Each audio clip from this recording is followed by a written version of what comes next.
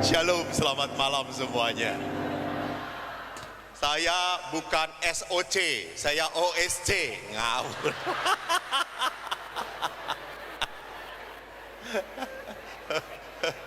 Itu namanya pengkhianatan pada ordo saya. Selamat malam semuanya. Semua bahagia? Sudah kenyang? Mari kita tidur bersama. Bapak Ibu yang terkasih, adalah sebuah berkat saya boleh berada lagi di Metro ini. 2 tahun yang lalu kalau tidak salah saya ke Metro, dan di Metro ini sambutan umatnya sungguh antusias. Banyak yang haus untuk dekat dengan Tuhan. Jadi tepuk tangan untuk umat Metro Lampung dan sekitarnya. Tadi saya dengar ada yang jauh. Dari mana paling jauh? Tulang Bawang. Tulang Bawang. Yang paling jauh dari Tulang Bawang? Tidak, Medan. Saya 25 tahun bertugas di rumah retret. Saya lahir besar di Bandung, jadi fasih sekali bahasa Sunda. Kemudian saya kuliah di Universitas Katolik Parahyangan, filsafat teologi. Tahun 1996 saya ditahbiskan menjadi imam. Langsung sebelumnya pun tugas di rumah retret. Tahun 2000 saya kuliah kembali di Filipina untuk konseling keluarga. Selesai kembali ke rumah retret. Baru tahun 2018 saya masuk ke tebing tinggi Medan. Baru sekali-kalinya ke paroki, ke daerah tanah Sumatera Utara, Batak. Kaget saya. Hari pertama di pastoran kami tingkat 4. Kami tidur di tingkat 3. Kamar saya di tingkat 3. Baru hari pertama saya mendengar ada orang yang teriak-teriak di lantai bawah. Itu teriak. Saya langsung turun. Saya pikir ada yang berkelahi. Rupanya mereka cerita.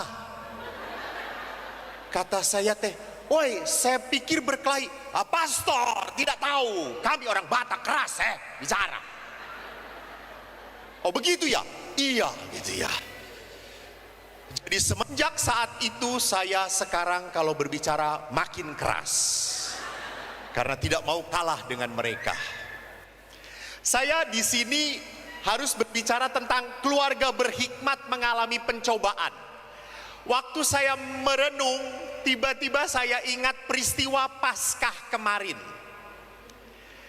Paroki kami punya 52 stasi, hanya 52 stasi. Paling jauh 50 km. Lewat ke hutan sawit atau karet. Paskah kemarin saya ke stasi. Misa jam 6. Selesai jam 8. Selesai misa, ketua stasinya bicara, "Pastor, ada yang sakit, tolong doakan." Saya karena harus jadi pastor yang baik, walaupun capek, jengkel, inginnya istirahat karena selesai misa tidak ada makan. Minum pun bawa sendiri. Semua pokoknya kalau stasi paket hemat. Sudah lapar saya, masih harus mendoakan orang yang sakit. Saya dengan tersenyum dan hati menggerutu. "Mari," kata saya itu. Saya datang ke rumah yang kecil, bapaknya tergeletak. Wajahnya penuh dengan kesakitan. Lalu saya tanya, kalau orang Batak tuh memanggil bapak adalah Amang. "Amang, sakit apa?" "Sakit semuanya, pastor." "Kepala?" "Sakit." badan sakit, kaki tangan sakit juga. Terus saya ngomong, ya sudah Amang, tinggal meninggal saja, kata saya itu.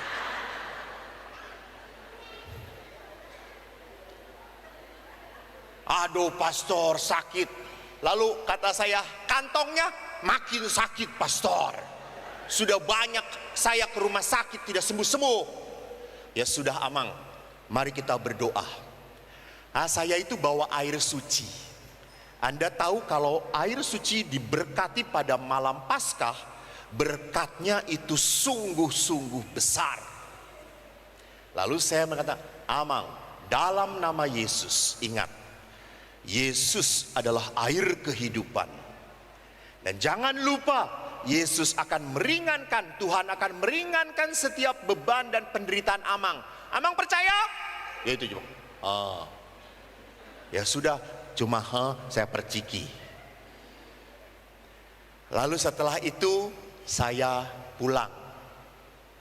Bapak Ibu yang terkasih, Paskah itu merayakan apa? Kebangkitan Yesus. Yesus meninggal, pada hari ketiga apa yang terjadi? Bangkit. Bapak ini pada hari yang ketiga meninggal dunia.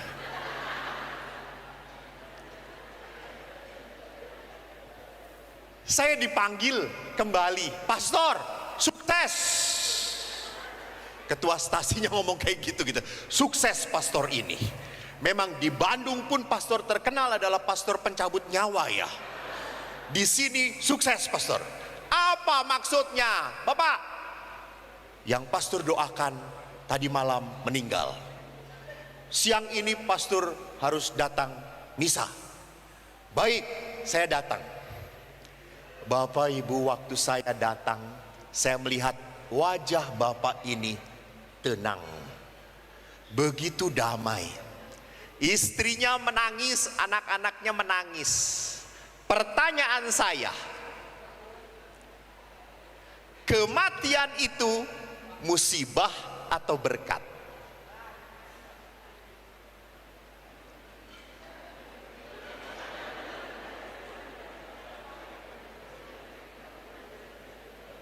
Umat Allah yang terkasih, saya tanya,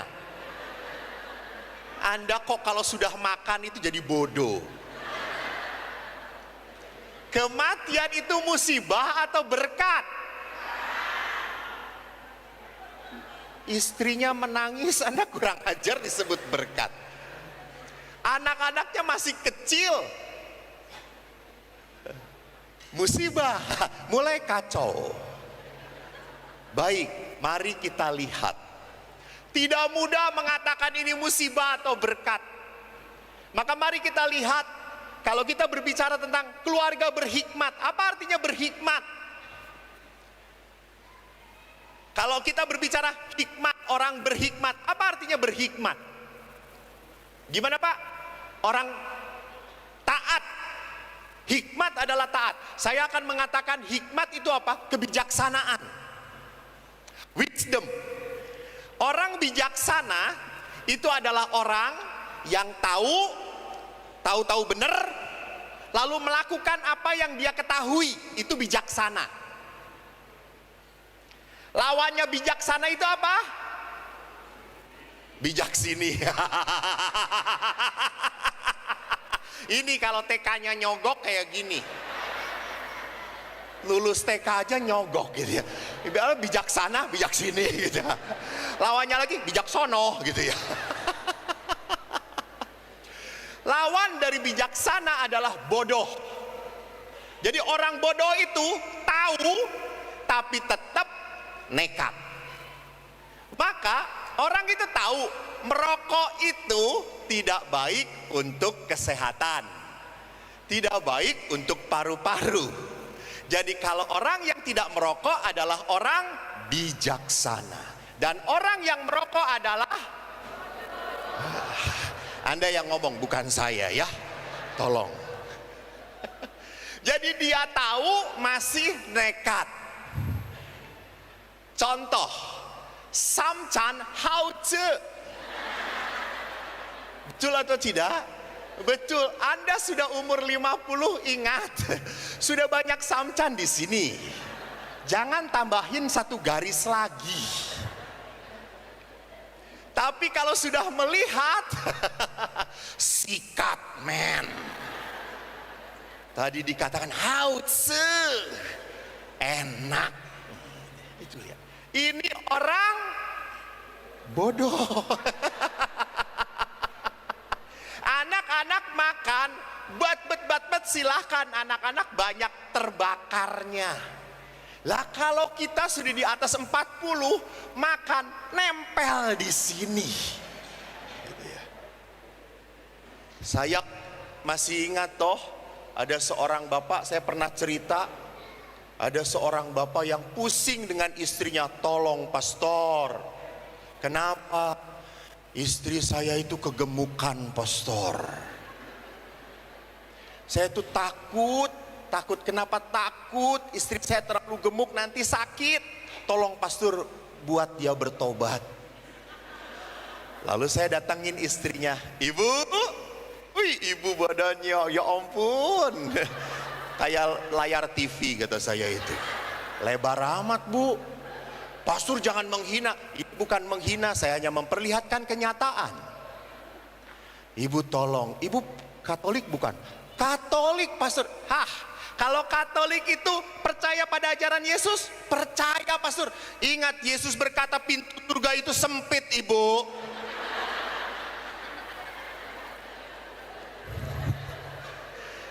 Jadi kalau ibu besar mau masuk pintu surga, mental lagi kata saya itu. Syukur kepada Allah ibu ini bertobat saudara-saudara. Jadi bapak ibu yang terkasih, orang berhikmat itu artinya udah jangan nunjuk orang, woi tobat gitu ya. Orang berhikmat adalah orang yang tahu dan melakukan, itu yang namanya cerdas. Dan orang yang berhikmat kalau di dalam Tuhan itu adalah orang yang sungguh tahu ajaran Allah, karena Tuhanlah yang memberikan hikmat. Kebenaran itu hanya ada di dalam Tuhan. Maka pada saat orang berhikmat, orang itu benar-benar mengetahui apa yang Tuhan mau. Jadi tadi, apakah kematian suami ini berkat atau musibah? Tuhan tahu. Tuhan tahu apa yang terbaik. Memang kita selalu ngomong, ya pastor siapapun pasti akan mati toh. Gitu ya. Tapi pada saat kematian itu dihadapi, kita selalu berkata, ya jangan sekarang Tuhan. Itu. Kalau orang yang masih suka hidup selalu berkata, jangan sekarang. Memang ada beberapa oma-oma yang saya kunjungin, oma bagaimana? Ya pastor saya sudah tua, nggak bisa apa-apa lagi, tinggal nunggu mati. Hanya perhatikan di sini bahwa saya mau mengatakan hikmat yang dikatakan, yang kita bahas di sini adalah orang yang mengerti bahwa kebenaran itu ada di dalam Tuhan. Maka sekarang bagaimana, apakah orang berhikmat masih dicobai oleh Tuhan? Kita berbicara tentang pencobaan kalau begitu. Apa itu pencobaan? Kita berbicara lewat surat Rasul Yakobus. Rasul Yakobus berkata, apabila seseorang dicobai, janganlah ia berkata pencobaan ini datang dari Allah. Sebab Allah tidak dapat dicobai oleh yang jahat, dan ia sendiri tidak mencobai siapapun. Yakobus. Tetapi tiap-tiap orang dicobai oleh keinginannya sendiri, karena ia diseret dan dipikat olehnya. Dan apabila keinginan itu telah dibuahi, ia melahirkan dosa. Dan apabila dosa itu sudah matang, ia melahirkan maut. Jadi perhatikan di sini, Allah itu tidak mencobai manusia.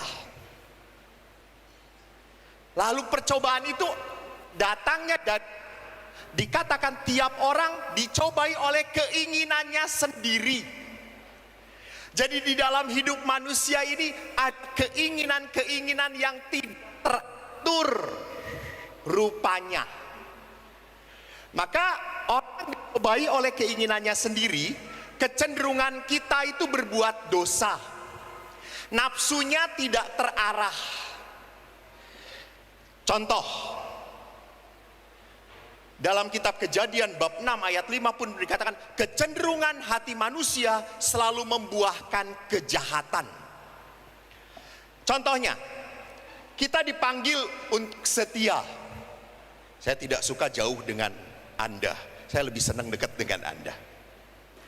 Kita dipanggil oleh Allah supaya menjadi suami istri yang setia, betul atau tidak? Tapi berapa banyak suami selalu terpikat mencari yang bening-bening. Jangan suami, para pastor pun demikian. Terima kasih Bapak menobatkan saya. Tuh. Emangnya saya kalau jalan lihat yang cantik? Enggak, weh. Normal. Jadi itu kecenderungan. Contoh lain, saya nafsu kita tidak terarah. Kenapa? Kita selalu mencari kesenangan yang semu dan berlebihan. Saya mengatakan apa? Kecenderungan manusia itu berbuat dosa. Maka saya harus tetap diri. Contoh, saya sekolah di Filipina, teman-teman saya cantik-cantik. Lalu teman-teman saya itu ada yang sudah menikah, ada yang belum menikah. Dan orang Filipina kalau ketemu pastor itu selalu memeluk dan memeluk, tidak ini. Ibu-ibu di sini kalau memeluk cuma formalitas. Kalau orang Filipina memeluk penuh kehangatan, erat, rapat, padat. Saya ini orang Jawa, ya, tidak biasa. Tapi karena teman-teman saya itu, "Hi Father," mereka spontan, "How are you?" Gitu ya. Risih. Tapi rupanya risih ini lama-lama kalah dan dikalahkan oleh rasa ketagihan.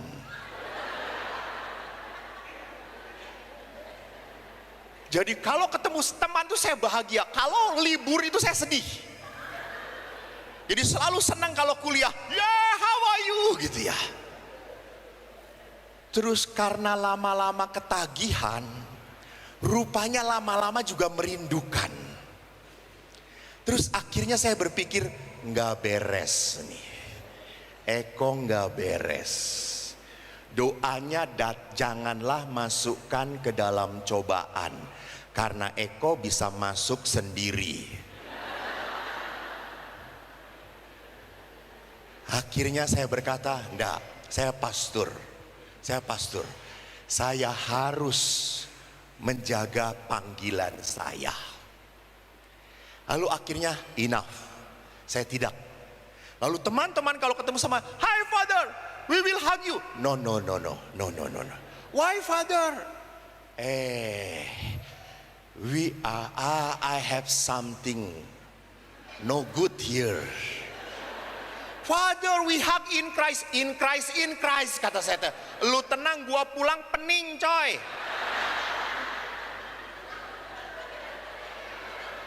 Betul bapak-bapak?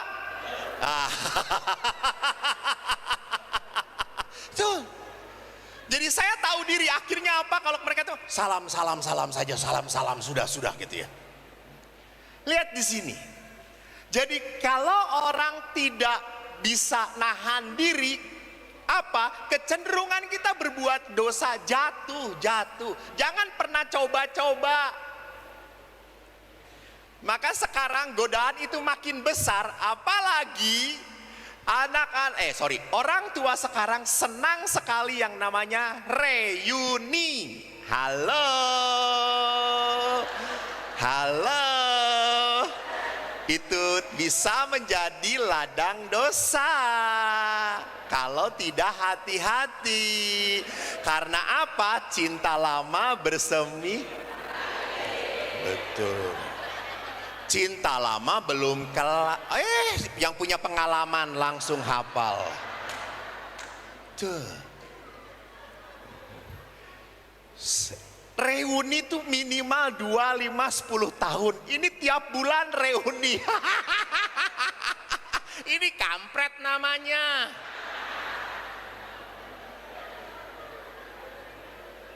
Ini sudah ada kerinduan untuk ketemu. Ini sudah melihat, aduh ada kedahagaan kalau tidak ketemu itu. Ini bahaya. Ingat, kecenderungan kita berbuat dosa. Apalagi kalau kita ketemu lagi yang dulu mantan gitu ya. Ih tambah cantik kamu. Lalu, ih masa sih. Ih, gitu ya. Ya iyalah, istri tidak pernah dipuji sama suami, sama teman sendiri, baru ketemu lagi, ih kamu jadi cantik banget. Oh, you know lah. Jadi mengerti maksud saya, bahwa manusia itu siapapun sering dicobai oleh keinginannya sendiri. Maka lihat, dan kita pun, ini apa? Akibat dosa asal yang ada dalam diri kita. Itu pun menyebabkan apa? Kita mencari kesenangan yang semu dan berlebihan. Ya, saya tidak mengatakan reuni itu jahat, tidak, tapi tidak berlebihan. Tidak berlebihan.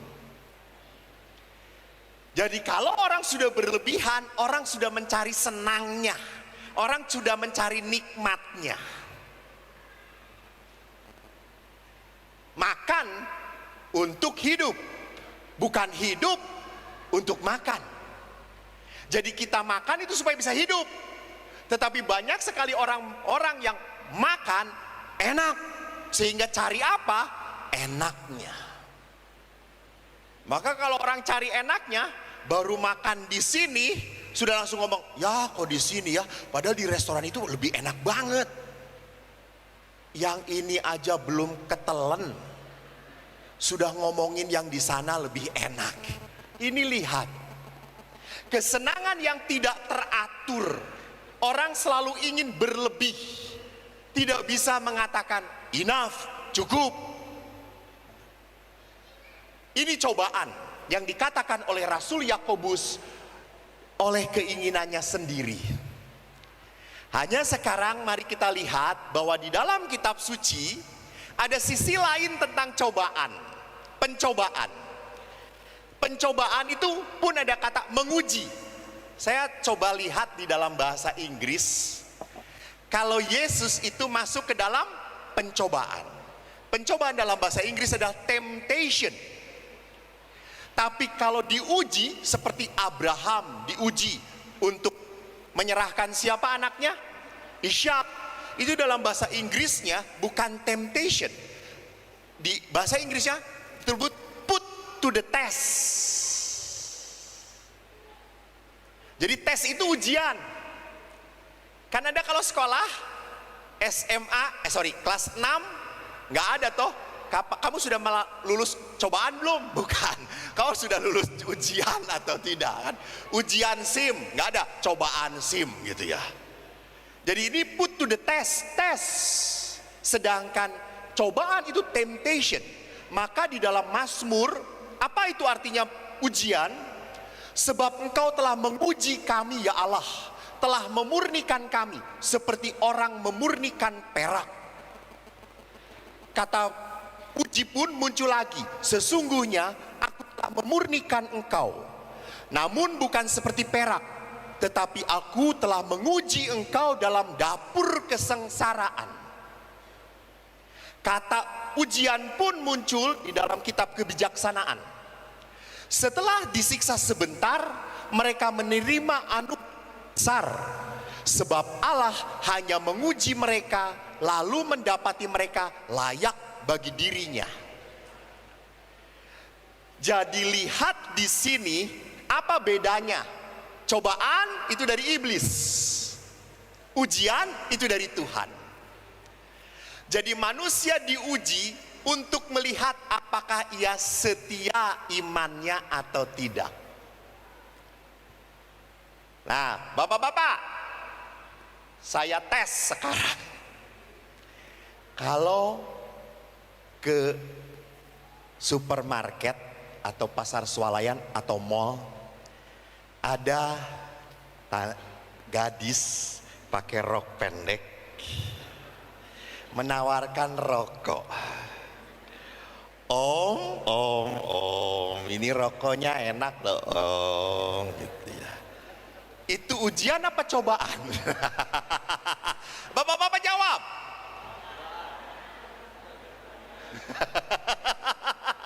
Kok yang jawab malah ibu-ibu? Inilah ibu-ibu selalu mengambil alih peran laki-laki. Yang ditanya laki-laki, cobaan gitu ya. Ibu kalau sudah tidak mampu seperti itu lagi, jangan emosi gitu ya.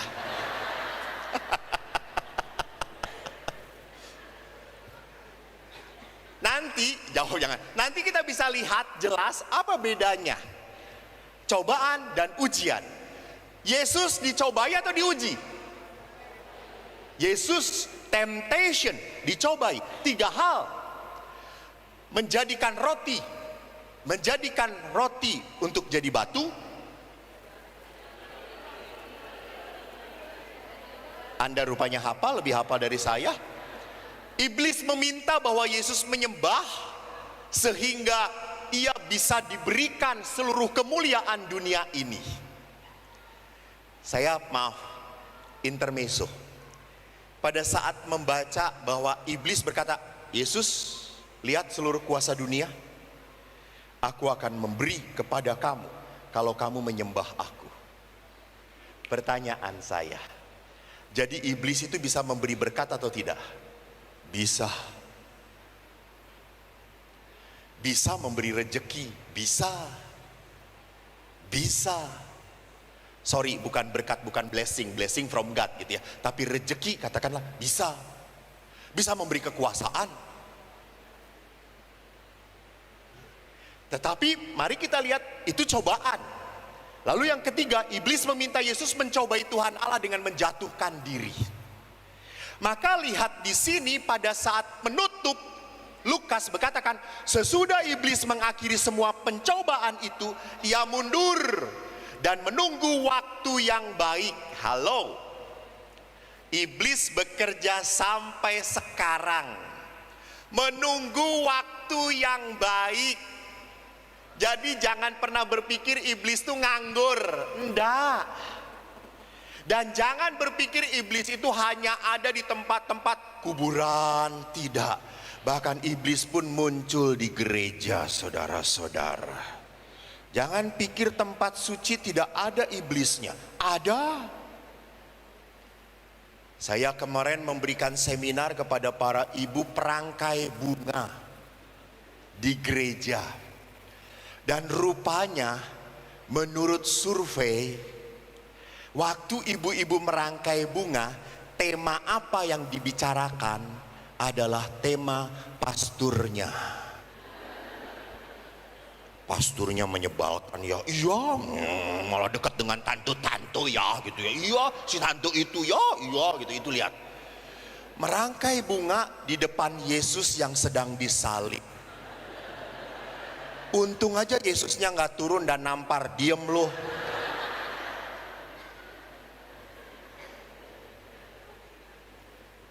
Jadi jangan berpikir bahwa iblis, roh jahat, godaan itu hanya ada di tempat. Enggak. Di mana-mana iblis selalu mencoba kita supaya kita jatuh. Karena ini kemenangan bagi iblis. Maka ditulis, ia menunggu waktu yang baik.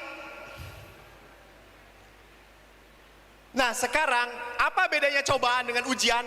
Iblis mencobai manusia supaya manusia jatuh dalam dosa. Jadi tujuan iblis mencobai manusia supaya manusia itu jatuh. Saya waktu ditanya, Pastor setelah 25 tahun kerja di rumah retret, lalu pindah. Saya tidak di kota Medan, saya 86 km dari Medan. Tebing tinggi, bukan bukit tinggi. Dan di tebing tinggi jangan cari tebing, tidak ada tebingnya. Yang ada tinggi suhunya. Lalu saya pindah ke tebing, dan waktu pindah tiba-tiba khotbah saya menjadi viral. Kalau orang tebing tidak menyebutkan viral, pastor ini pastor spiral, kata dia itu. Terus saya mengatakan, saya tidak spiral, saya ayudi, kata saya itu. Jadi kalau saya ke stasi-stasi langsung, pastor spiral, spiral gitu ya. Emangnya KB gue. Lalu ditanya, apakah saya berkat atau musibah? Saya diminta akhirnya khotbah di sana sini, termasuk metro ini. Dan Anda tahu orang metro kalau sudah minta, saudara-saudara, Tuhan Yesus setiap menit WA. Apa enggak jebol handphone saya? Setiap jam ditelepon, Romo kapan waktunya Romo? Kapan Romo? Sabar ya Bu. Iya kapan Romo? Gitu ya.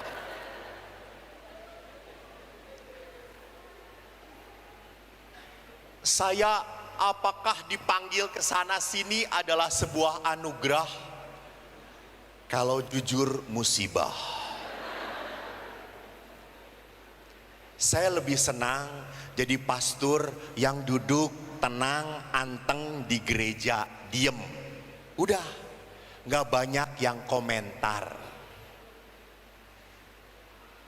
Tapi akhirnya entah saya diminta sana sini, ya sudah gak apa-apa.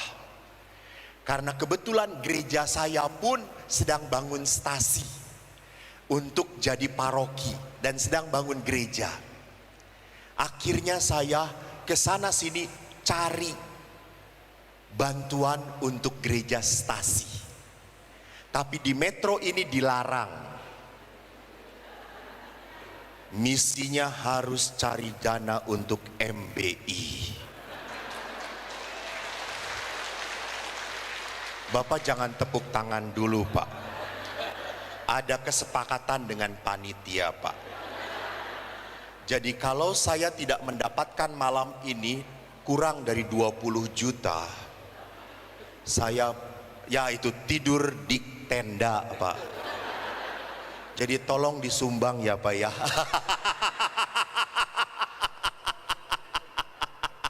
Ini juga bukan pemaksaan, ini mengetuk hati saja Pak. Kalau terketuk sumbang, kalau tidak terketuk sumbang. Kan cek. Jadi lihat di sini bahwa iblis menggoda untuk mencobai supaya kita jatuh dalam dosa. Yang kedua, lihat, saya ingat sekali. Tolong, kalau umat Katolik itu di Filipina lagi, suka lucu toh. Kalau di Filipina itu negara Katolik, betul. Tapi kalau ke gereja, maaf ya, ibu-ibunya itu tidak pernah menghargai romonya, bahwa romonya itu pun punya keinginan yang tidak teratur gitu ya. Jadi ibu-ibunya itu kalau baju turun, kalau rok naik. Kalau duduk di depan pening kita. Khotbah yang sudah disiapkan hancur sudah gitu ya. Putih-putih semuanya. Sampai teman saya Indonesia itu waktu kita sama-sama misa gitu ya, dia bagi komuni Body of Christ. Tiba-tiba ibu-ibu mantep banget gitu. Wow, that's your body gitu. Lalu ibu itu ngomong, amin. Cobaan gitu ya. Menjatuhkan. Jadi jangan mencobai. Lihat di sini, kalau ujian, apa itu ujian? Abraham diuji oleh Tuhan untuk mempersembahkan anaknya Ishak. Tuhan menjanjikan Abraham, kau akan mendapatkan keturunan sebanyak bintang di langit. Baru satu aja udah diambil. Apa enggak gendeng Tuhan ini? Abraham itu adalah bapak orang beriman 5 agama besar. Dan Abraham taat. Maka lihat, Abraham menjadi bapak orang beriman yang besar sekali. Yang kedua, Ayub pun sama diuji.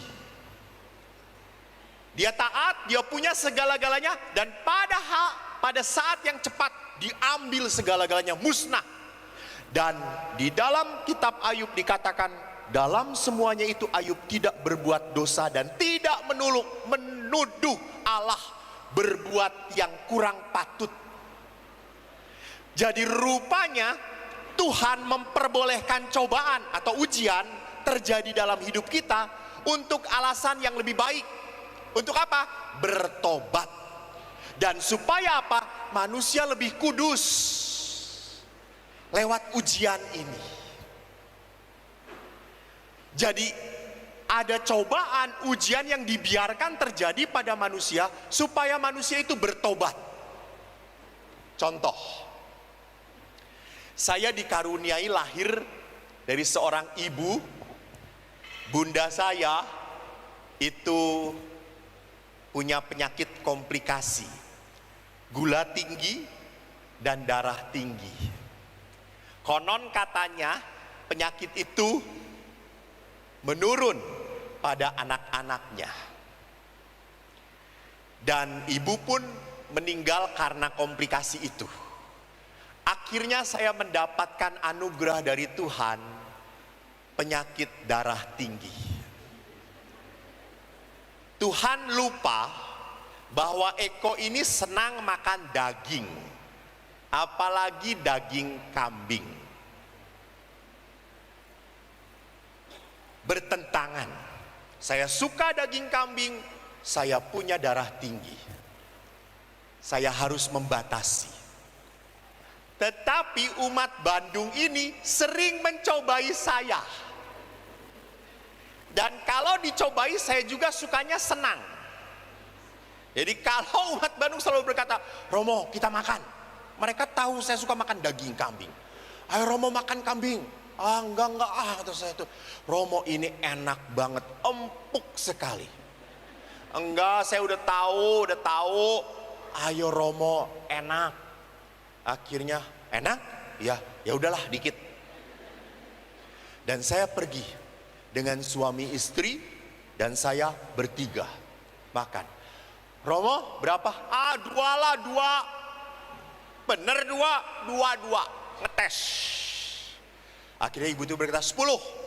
Kak Romo 2, kami 3, suaminya. Ya 10. Dimakan. Gimana Romo? Hai edan. Tambah ya Romo. Ayo tambah Romo. Lagi Romo ya, tambah ya Romo. Gitu ya. Saya lihat suaminya baru 5, sama istrinya sudah diinjekin jempolnya. Udah kamu selesai, udah. Sampai suaminya tuh akhirnya cuma ngejilatin bitingnya aja tuh.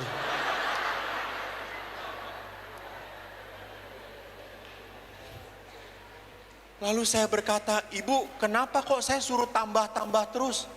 Kalau suami ibu kok baru 5 aja sudah diinjekin terus. Romo nanti kalau dia sakit siapa yang ngurus? Saya tanya siapa bu? Ya saya Romo. Saya yang repot kalau dia yang sakit gitu ya. Lalu saya ngomong, lah kalau saya yang sakit bu, terserah Romo gitu ya. Oh saya pikir ibu ini baik gitu saya. Dan akhirnya setelah ibu itu ngomong, saya ngomong, sudah bu cukup ah.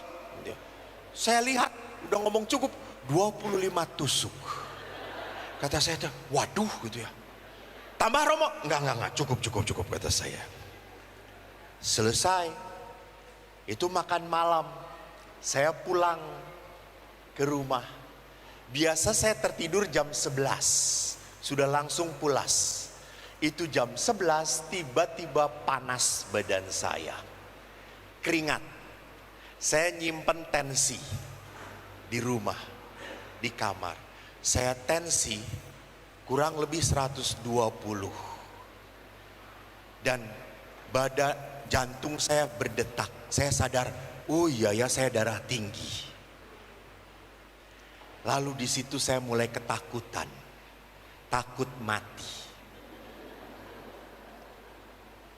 Lalu saking ketakutannya, namanya kalau orang takut, apa yang dilakukan oleh orang takut? Berdoa. Saya lalu berdoa, Tuhan, jangan hari ini saya dipanggil Tuhan. Saya masih muda Tuhan. Saya masih bisa khotbah gitu. Kebetulan saya tinggal dengan pastor yang sudah 80 tahun ke atas di seberang saya gitu. Saya ngomong, Tuhan kalau mau manggil dia saja.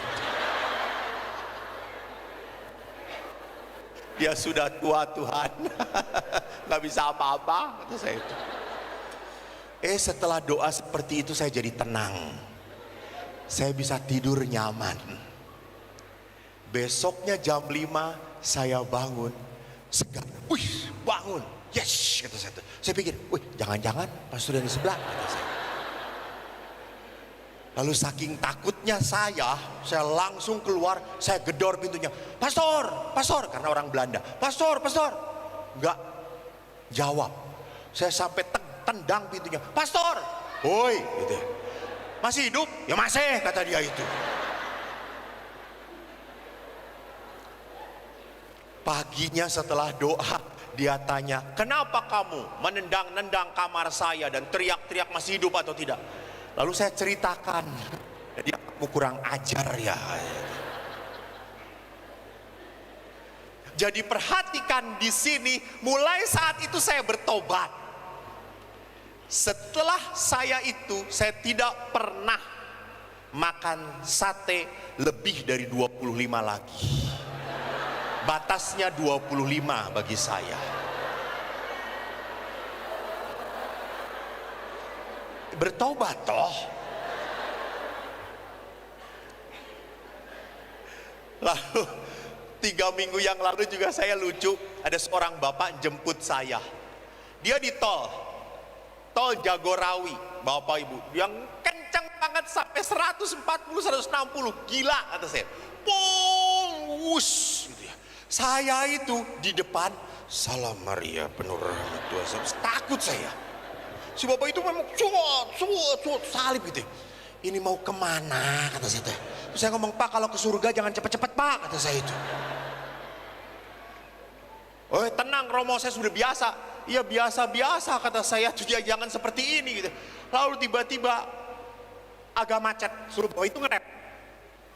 Lalu macet, loh kenapa ini macet tiba-tiba? Di tol ini tidak pernah macet pastor. Iya, pada saat dilihat di depan ada tabrakan. Kita melihat ada yang terguling, ada yang tertidur berdarah-darah, mobilnya terbalik. Lalu setelah itu kita lewat, dan bapak itu langsung kecepatannya cuma 80 gitu ya. Terus saya ngomong, taubat. 5 menit kemudian ngebut lagi, kurang ajar kata saya itu. Jadi perhatikan antara taubat dan kumat itu cepat sekali perubahannya. Di rumah retret pun sama. Kalau retret itu anak-anak, saya kan suka cerita kalau dengan anak-anak SD buat taubat gampang. Matikan, setel, pasang lilin, 2, setel lagu, di doa ibuku, langsung anak-anak wah. Terus saya ngomong, mari kita kenang mama kita. Kamu sering melawan mama, mama. Itu langsung gampang. Tobat. Tapi seringkali kalau setelah misa, besoknya misa, saya tanya anak laki-laki, nak, kenapa tadi malam pastor lihat kamu menangis? Oh pastor saya menangis karena dia nangis, saya juga jadi nangis gitu ya. Oh nangis kok berjamaah kata saya itu. Tapi kalau perempuan saya tanya, nah kenapa nangis? Oh pastor saya nangis karena ingat mama. Pastor, kenapa? Saya suka nyakitin hati mama pastor. Bagus. Jadi kamu merasa bersalah? Iya pastor kita merasa bersalah. Bagus, coba pulang kalian minta maaf. Ada tahu reaksi anak-anak? Loh, kamu kan merasa bersalah? Iya salah. ya pulang minta maaf. Terus saya tanya, kenapa? Mama juga kalau salah nggak pernah minta maaf. Jadi anak tuh mencontoh siapa? Orang tuanya. Jadi antara taubat dan kumat itu tidak jauh-jauh. Bisa jadi di sini taubat, keluar setan makin besar lagi. Jangan pernah lupa kenapa? Karena dalam Injil jelas, di saat Anda taubat, satu setan keluar, dia akan datang dan membawa pasukan untuk menggoda kita, biar kita lebih parah lagi. Jadi di sini lihat pertobatan, tetapi juga ujian dalam terjadi pada manusia demi pengudusan manusia. Saya ingat sekali seorang ibu. Beliau kena kanker payudara. Beliau itu berkali-kali ke Lourdes, sampai 4 kali. Pada kali yang keempat, izin kepada anaknya, "Nak, mama mau ke Lourdes." Lalu anaknya itu ngomong, "Mah, mama itu ngapain ke Lourdes? Sampai sekarang juga tidak dapat mukjizat apa-apa. Mama tetap sakit kanker. Ngapain harus ke Lourdes berdoa? Sudah, mama diem saja. Nah, capek-capek ke Lourdes harus ini." Mamanya katain seperti itu jengkel. Lalu mamanya ngomong, "Nak, mama ngomong. Mama ke Lourdes ini yang keempat. 3 kali mama berdoa. Memang sampai saat ini mama belum sembuh kankernya. Tetapi karena mama pergi ke Lourdes, makin lama mama makin berdamai dengan kanker ini. Mama tidak berdoa lagi supaya sembuh. Mama berdoa semoga mama menerima kanker ini sebagai bagian hidup mama." Dan apa yang terjadi? Ibu ini tahun lalu meninggal bukan karena kanker, karena jatuh di kamar mandi dan kepalanya terbentur. Jadi ibu ini pergi berdoa. Dia merasakan sakit ini bukan penderitaan. Sakit ini adalah berkat dari Tuhan supaya dia makin dekat dengan Allah. Jadi ini orang beriman.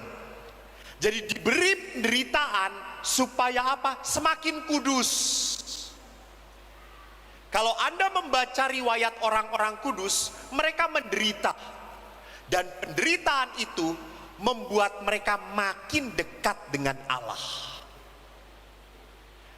Jadi lihat di sini, hal-hal yang tidak sesuai dengan hidup manusia diberikan kepada manusia supaya manusia dikuduskan lewat sakit itu. Pertanyaannya, mengapa orang baik menderita? Kalau orang jahat menderita mah itu sering disebut sebagai apa? Karma, asap. Kalau kita mendengar ada orang jahat, orang sudah ngelicikin kita, dia celaka, kita langsung berkata, "Syukur pada Allah. Rasain, akhirnya Tuhan mendengar doaku." Itu lihat. Ini bukan hal yang perlu dipertanyakan. Tetapi kita bertanya pada saat orang baik menderita. Anda sadar bahwa pada saat Anda semakin aktif di gereja, semakin melayani, hidup Anda itu kok makin susah. Seringkali seperti itu. Itu ada orang yang teriak betul, penuh penderitaan sekali beliau itu.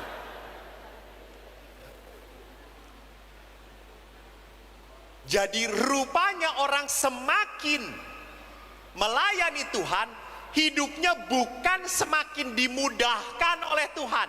Halo.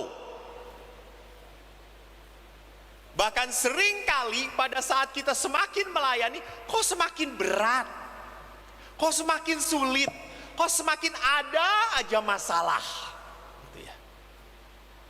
Karena kalau kita menderita, kita selalu bertanya, apa dosa saya? Apa salah saya? Itu pertanyaan kita. Dan kita selalu bertanya, mengapa Tuhan? Kan ada beberapa ibu juga yang sharing dengan saya, Romo, saya tuh sudah doain anak, sudah dididik baik-baik, kok jadinya kayak gitu. Kayak gitu gimana Bu? Ya kayak bapaknya.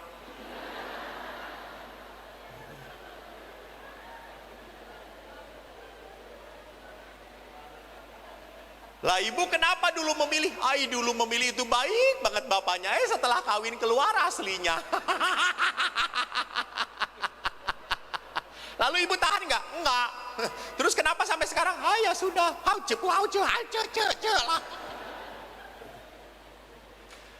Jadi perhatikan, ada orang-orang tertentu yang mengatakan, Tuhan mengapa?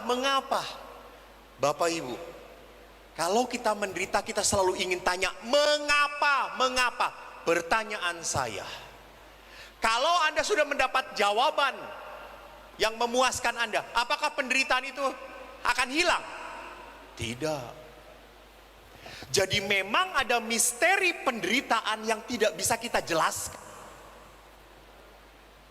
Kita hanya dituntut seperti Injil Matius mengatakan apa?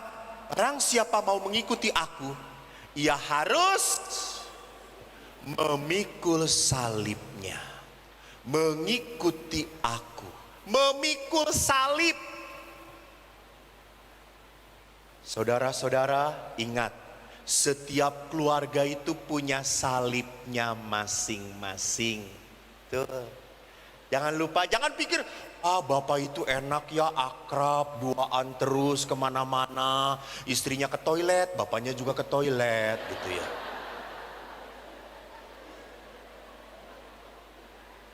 Lihat kalau ke gereja, salam damai, selalu cipika-cipiki.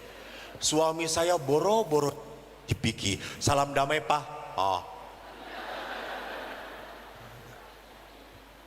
Pastor lihat suami itu, kalau ada seorang pastor kaget sekali. Karena lihat seorang bapak, kalau istrinya keluar mobil, selalu dibukakan dan ditutupkan. Kaget si pastornya. Wah, hebat banget si bapak ini. Jadi lihat, dia turun dari mobil ke gereja, dibukakan pintunya. Tutupkan pintunya.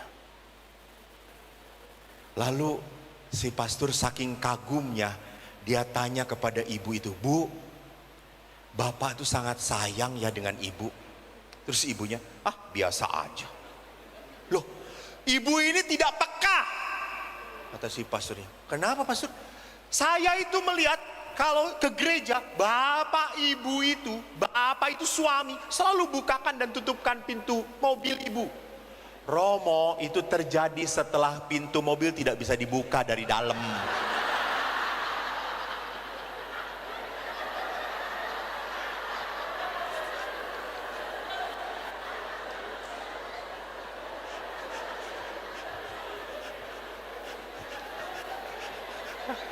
Baru nyik.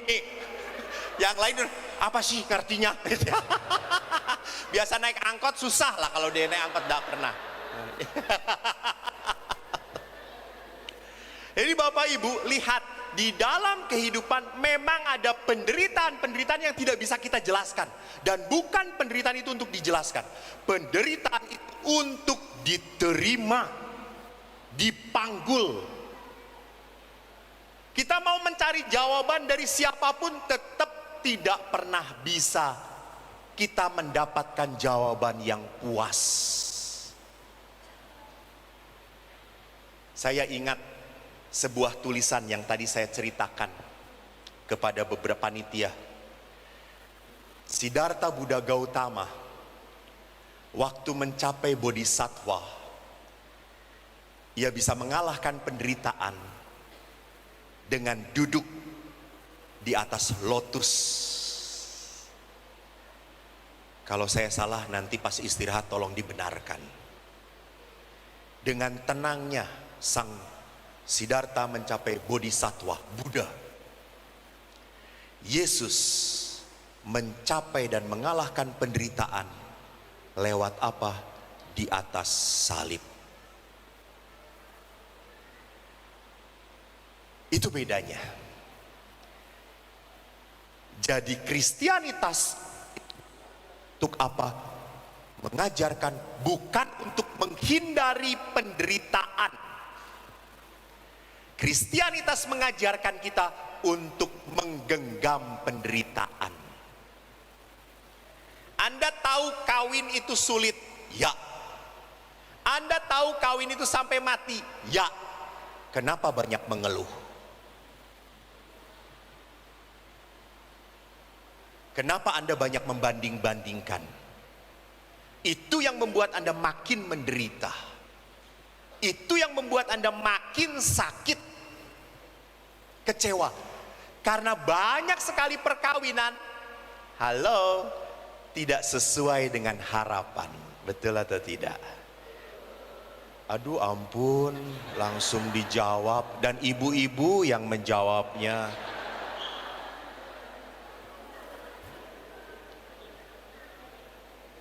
Pengalaman, betul. Jadi perhatikan bahwa betul, panggilan setiap orang itu punya keindahan. Dan sekali lagi, di dalam kehidupan tidak pernah kita bisa enak semuanya. No, harus terima pahitnya juga.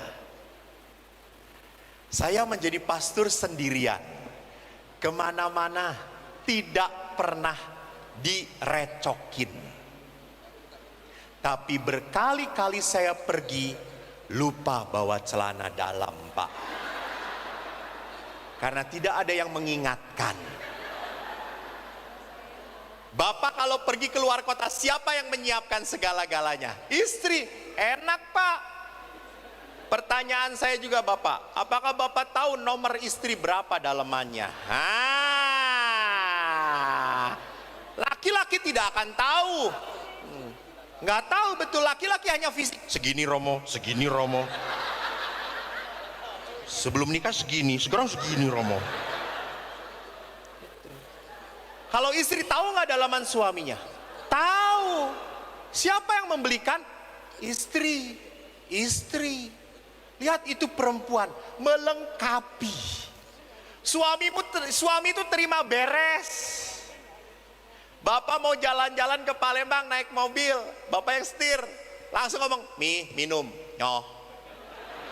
"Mi, jeruk, emploan."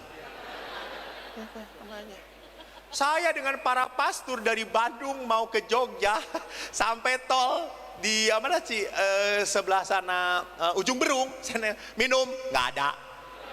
Ya Allah. Sampai suatu hari saya pernah begitu kagum dengan yang namanya wanita. Ini keuntungan kalau hidup dengan wanita. Tapi karena pastor ini walaupun tidak berumah tangga, cukup banyak wanita yang sangat sayang dengan saya. Dan kebanyakan encim-encim. Dan saya tenang bergaul dengan encim itu. Sudah tidak nyetrum lagi. Dia tegangannya sudah habis.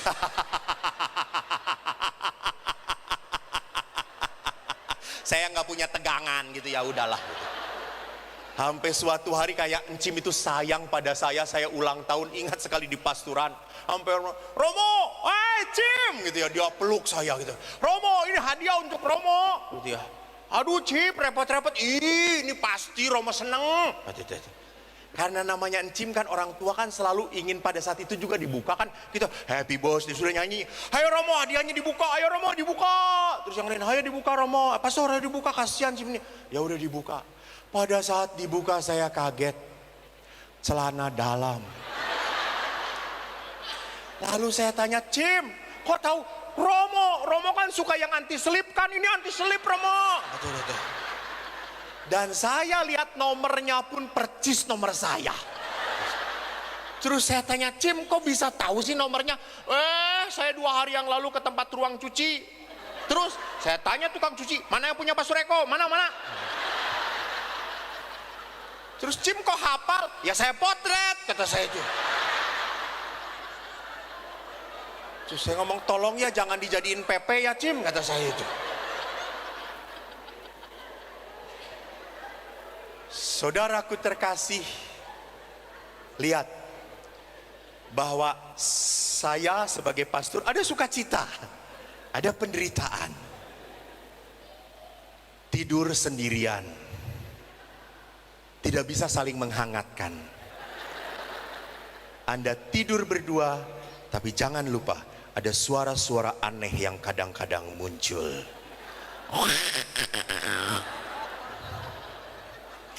Baik Bapak Ibu yang terkasih, kita break dulu 15 menit. Terima kasih, Tuhan memberkati. Saya kembalikan kepada panitia. Ya.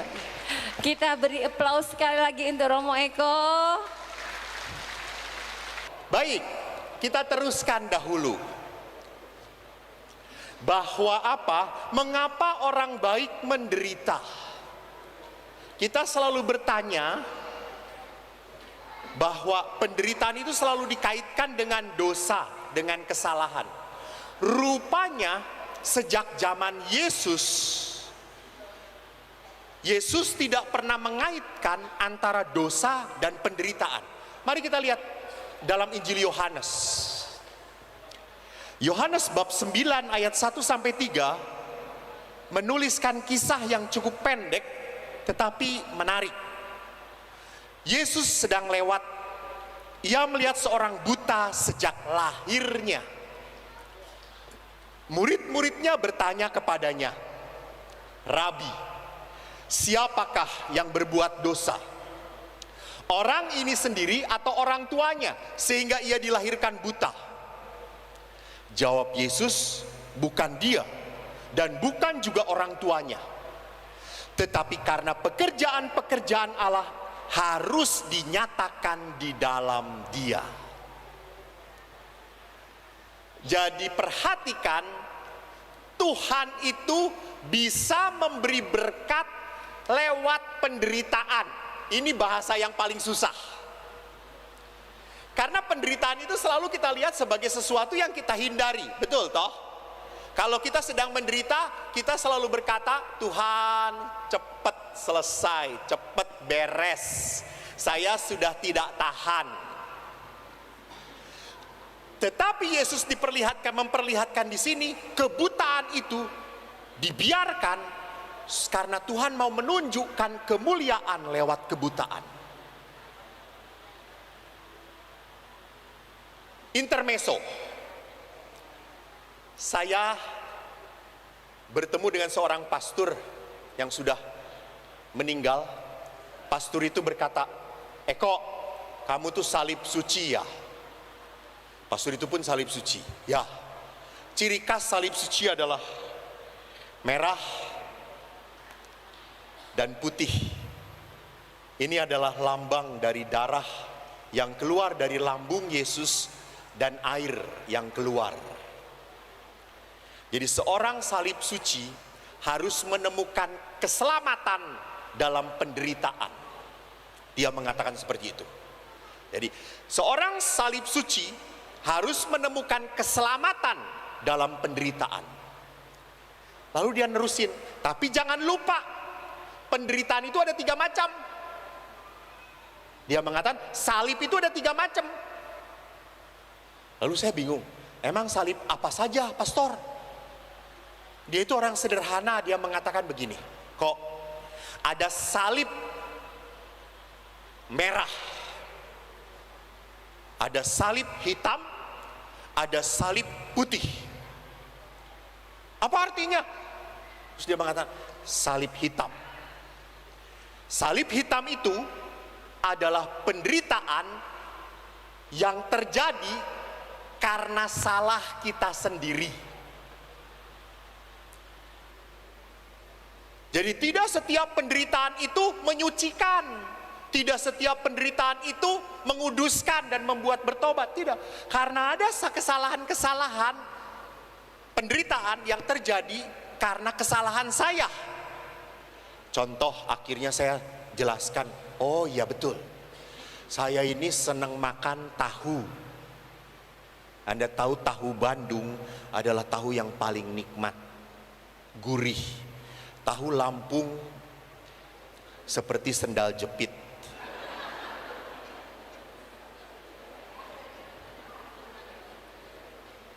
Belum pernah ngemut sendal jepit, emut tahu Lampung. Tahu Bandung enak. Kalau sudah makan tahu Bandung, apalagi tahu Sumedangnya, saya suka kerasukan setan. Karena tahu itu enaknya dimakan dengan apa? Cabai rawit. Saya kalau udah makan lep cabenya, sorenya mencret. Pertanyaan saya, mencret ini apakah cobaan dari Tuhan? Kenapa saya mencret? Karena rakus, betul atau tidak? Betul. Karena rakus. Jadi ini penderitaan, saya sakit bukan cobaan dari Tuhan, bukan, ini karena salahnya kamu. Halo, hati-hati. Sering kali juga hidup pernikahan tidak bahagia, bukan karena Tuhan tidak memberkati, bukan, tapi karena Anda memang tidak mau bahagia dalam hidup perkawinan Anda. Anda tidak bisa membuat bahagia pasangan Anda. Dan dalam perkawinan kan timbal balik, saling mempengaruhi. Kenapa istrinya kayak gitu? Ya karena suaminya. Kenapa suaminya kayak gini? Ya karena istrinya. Jadi para suami ingat, para istri ingat, seringkali para suami tertarik kepada wanita lain karena apa? Karena istri kurang bersolek di hadapan suami. Jadi tampilnya pas-pasan, kecuali ondangan.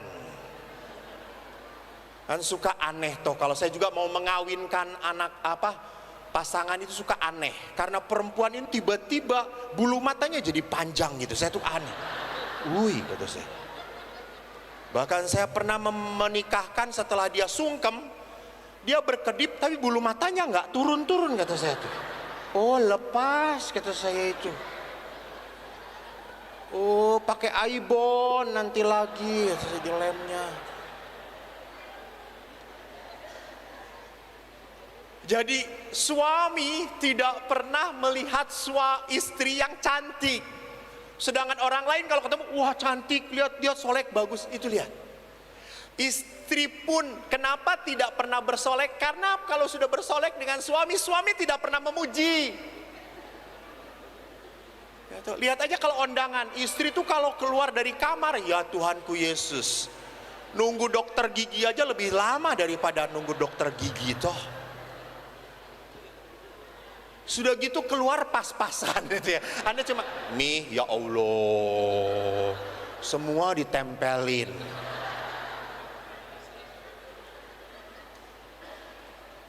Saya itu hidup dengan pastor yang saya doakan itu 80, beliau hidup sampai 92 tahun. Di usia 90 tidak pikun. Dan pastor ini usia 90 tinggal di biara, masih sering dikunjungin ibu-ibu dan bawa makanan. Saya sampai kaget. Biasanya udah pastor tua, umat tidak pernah ngurus lagi, dilupakan. Enggak, pastor ini selalu dikunjungin. Saya suka kaget, kenapa ya, gue ingin belajar dari dia. Dan rupanya pastor ini selalu memuji ibu-ibu yang datang. Saya baru tahu gitu ya. Karena suatu hari saya nginjen itu apa dalam bahasa Indonesia? Ngintip dia ada tamu. Ibu-ibunya ya Tuhan gitu ya. Dia bawa cukyok, Anda tahu cukyok itu? Itu benar-benar enak sekali. Dia bawa cukyok, lalu pastor, dia sudah menyambut. Ibu cantik sekali bu, langsing sekarang. Pastor gitu ya. Padahal saya lihat, ya Tuhanku kayak gitu. Saya berpikir, aduh dengan babi yang dipotong juga udah sama, kata saya itu. Tapi si pastor ini ngomong langsing banget. Wah, nanti kalau ibu itu pulang, gue protes. Lalu si ibu itu disambut, pastor, aduh pas ibu terima kasih banyak ya, ibu itu kalau udah masak paling enak sedunia. Dan ini ngomong terus hal yang sama kepada orang yang lain juga gitu ya. Oh iya pastor, ya suami saya emang nggak pernah kayak gitu. Suami ibu jarang muji ya. Ya udah pulang ya bu. Makasih ya pastor. Ya makasih ya bu, sering-sering gitu ya. Setelah ibu itu pulang, saya tanya, pastor sudah tua, harusnya bertobat. Gitu saya. Emang kenapa saya kok? Pastor mencontohi pastor junior tidak benar. Apa? Pastor berbohong di depan saya. Emangnya kamu ngelihat saya ngintip? Kamu lebih dosa kok ngintip, kata dia tuh. Ngintip demi kebenaran, kata saya itu. Apa emang dosa saya? Pastor itu tadi lihat ibu tadi sebesar itu, dan pastor berkata, ibu langsing. Pastor bohong.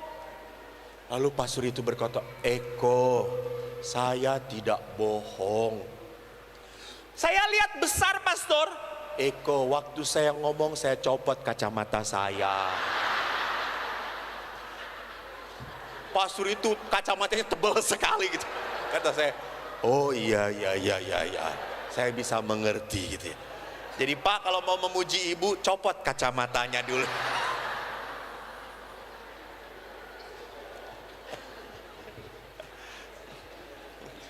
Bapak ibu yang terkasih, lihat, istri jadi seperti itu karena suami. Demikian juga sama, suami menjadi seperti itu karena istri. Pernah seorang istri senang banget, bangga sekali membanggakan pada saya tentang suaminya. Romo, suami saya itu baik banget sedunia. Nggak pernah protes, nggak pernah ngomong panjang-panjang, pendiam Romo.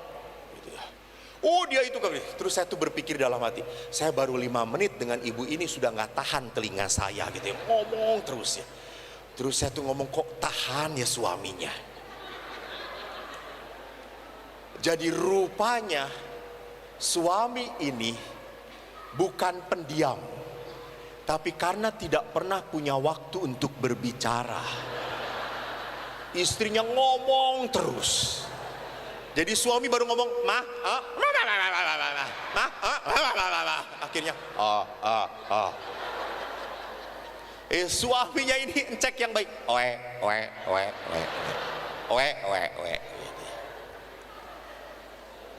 suatu hari istrinya itu stroke, nggak bisa ngomong lagi. Suaminya bahagia banget gitu ya. Sekarang saya bisa ngomong pastor akhirnya gitu ya. Jadi perhatikan, ingat, di dalam perkawinan terjadi juga seperti itu. Kenapa suami kayak gini? Karena istri mungkin, kenapa dia tidak betah? Karena istri tidak pernah membuat betah di rumah. Jadi itu salib hitam. Orang harus menanggung penderitaan karena salahnya sendiri. Salib merah, lalu dia mengatakan, apa salib merah pastor? Salib merah itu orang harus menanggung penderitaan karena kesalahan orang yang disayangi. Contohnya, bapak ibu kalau punya anak, anaknya nggak beres, lalu orang-orang akan tanya, anaknya siapa? Betul atau tidak? Betul. Kalau anaknya bodoh, orang-orang akan tanya, siapa bapaknya? Itu. Jadi salib merah adalah apa? Saya harus menanggung penderitaan bukan karena salah saya, tetapi karena salah orang-orang yang di sekitar saya. Sehingga akhirnya saya pun harus menanggung akibatnya. Padahal bukan salah saya, betul. Tapi saya tetap harus menanggung akibatnya karena dia mempunyai hubungan, entah itu batin, entah itu tali persaudaraan. Sedangkan salib putih adalah apa? Ini. penderitaan yang diberikan kepada manusia untuk menguduskan manusia. Jadi lewat penderitaan ini Tuhan ingin memperlihatkan kekuasaannya, kebaikannya, kerahimannya. Maka kalau kita sudah melihat bahwa salib penderitaan ini hadir dalam hidup manusia punya maksud tertentu, maka sekarang mari kita lihat bahwa manusia pun di dalam kehidupan punya batas-batasnya. Kita harus sadar, batas pertama adalah tubuh kita. Bapak Ibu ingat, tubuh kita makin lama makin kerasa segala-galanya. Ya toh? Suruh gerak tadi sedikit saja sudah aduh.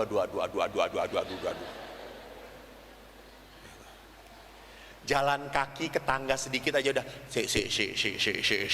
dengkule copot, lihat. Maka saya di rumah retret itu, kalau udah retret kami itu kan kadang-kadang ada anak-anak, kadang-kadang ada orang tua. Kalau retret itu saya sudah tutup mata, sudah bisa tahu ini anak-anak atau tante-tante atau orang tua dari baunya. Kalau bau Yves Saint Laurent apa itu tante-tante. Tapi kalau udah bau minyak nyong-nyong, ini pasti ibu-ibu kata saya. Karena ibu-ibu tuh kalau retret sudah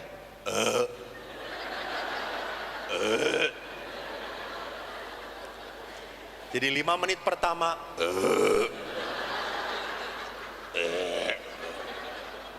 dia mendengarkan gitu ya, tapi suka sibuk sendiri. 5 menit pertama, 10 menit pertama kresek. Saya suka tanya, apa oma? Permen. Biar enggak nantuk Romo. Oh iya. 15 menit berdua, 15 menit kemudian kresek. Apa oma? Lemper. Kata saya tuh, ini retret apa botram kata saya. Jadi perhatikan, tubuh kita sudah tidak bisa diajak berdamai lagi. Kita harus terima, memang seperti itu. Jalan kita tidak cepat lagi, betul. Sadari, makin lama kita tidak mempunyai tubuh yang elastis lagi.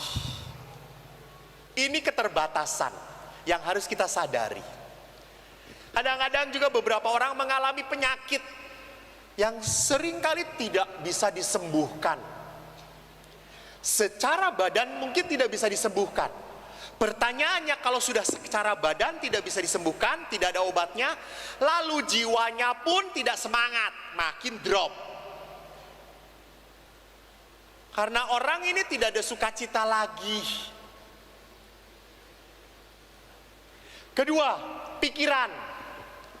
Kita ada batas pikiran. Kadang-kadang ada ingatan yang membuat kita tidak bisa tidur. Selalu mikirin anak, gimana ya anak kita ya. Sudah usianya 30 belum berjodoh-jodoh. Saya sudah ingin punya cucu. Itu lihat, harapan. Sedangkan anak-anak sekarang, hati-hati loh Bapak Ibu. Anak-anak muda sekarang, makin banyak anak muda yang tidak mau menikah. Karena apa? Ingin cari bebas. Bebas sudah enak, sudah senang. Lalu pada saat harus menikah, dia harus terikat dengan pasangannya. Dia nggak mau. Maka orang tua seringkali memikirkan itu. Padahal anak-anaknya tenang. Anak-anak jadi gelisah kalau setiap pulang ditanya oleh mama papanya, kapan kawin? Kapan kawin? Lama-lama anak jadi malas pulang. Kenapa kamu malas pulang? Pertanyaannya sama. Dari dulu, sekarang, dan selama-lamanya kapan kawin? Jadi kerinduan pemikiran orang tua beda dengan pemikiran anaknya. Ini yang membuat kita juga sering kali bentrok. Keterbatasan. Saya tidak bisa memahami pemikiran orang lain. Orang jelas ke sini kok, kenapa harus ke situ? Itu. Ketiga, batas kita adalah perasaan. Mungkin di dalam hidup kita pun saya masih punya perasaan sedih, belum terampuni. Ada beberapa orang yang merasa, pastor, saya punya orang tua. Selama hidup orang tua saya belum punya waktu untuk menyenangkan dia. Waktu meninggal pun kok orang tua itu hanya mau nginep di rumah saya sebentar, kok saya nolak. Mama akhirnya meninggal, saya menyesal sekali. Ini ada perasaan-perasaan yang masih membuat saya tidak nyaman. Ada pengalaman yang membuat kita kapok, trauma, takut, gak mau lagi. Atau ada keinginan yang tidak teratur, bahkan tidak ingin hidup lagi. Ada orang-orang tertentu yang merasa bosan dengan hidupnya. Ngapain gini-gini aja. Bahkan kita punya batas hidup dengan hidup roh kita. Ada orang-orang yang tertentu sulit berdoa, ragu dengan iman, mempertanyakan kebaikan Tuhan. Apakah Tuhan itu baik atau tidak? Kok sudah sekian lama saya berdoa tapi tidak pernah dikabulkan oleh Tuhan. Beberapa saat yang lalu ada seorang anak perempuan, waktu saya rekoleksi, tiba-tiba dia sharing. Pastor, boleh sharing tidak? Boleh, silakan. Pastor, saya sedih, pastor. Kenapa? Ayah saya, pastor, suka teriak-teriak tiap hari. Hanya berkata apa? Apa dosa saya ini? Apa salah saya ini? Emang kenapa ayah kamu? Sakit? Tidak, pastor. Ayah kecewa. Karena dari 5 anak, semua anaknya perempuan. Maaf, dalam tradisi Batak, yang disebut anak itu adalah laki-laki. Kalau perempuan itu tidak disebut anak. Perempuan itu disebut boru. Jadi anak itu adalah nanti yang meneruskan